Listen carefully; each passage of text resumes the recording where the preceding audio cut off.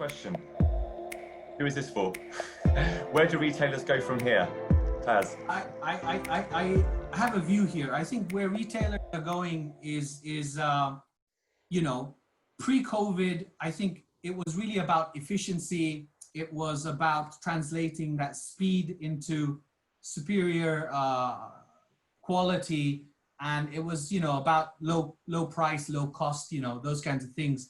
I think post-COVID, I've noticed is more about resilience, and building that resilience in the supply chain is about absorbing that shock that comes from spontaneous shocks, right? There could be shocks around weather. We noticed just this February and January, the weather patterns were very sporadic, and people were locked down even in February because of the high-speed winds that were coming, you know, gale force winds. So I noticed a lot of retailers are thinking about how do we build more stronger supply chains that are closer to the customer. So I think customer proximity to some of the, you know, the kind of manufacturing capabilities and supply side things are going to change. I think reshoring is a trend we're noticing.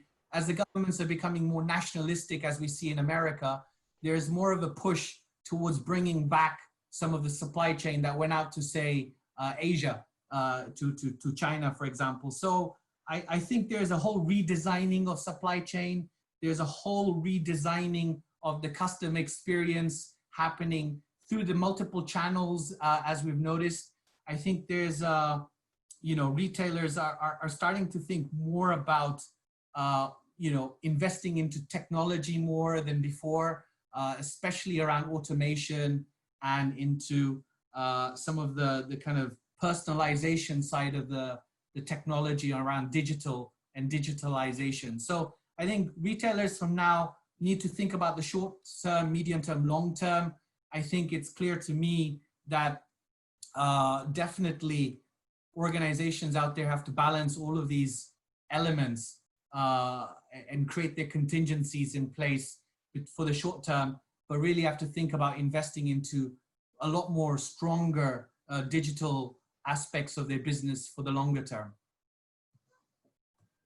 Sabine?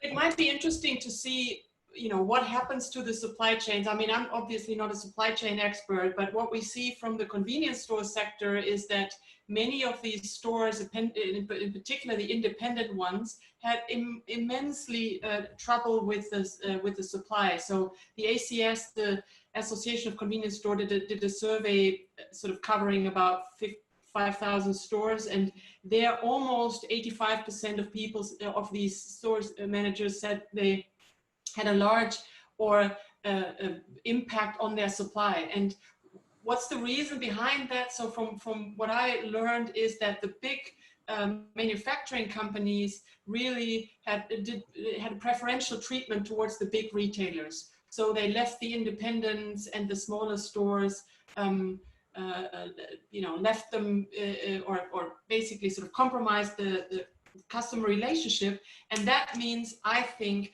going back out of the crisis, there will be some of these local shops that have built relationships to smaller manufacturers and that don't let them down in the crisis and so forth. So I think this whole idea that the supply chain is moving closer to the store again, I think could well be possible development coming out of the crisis at the other end.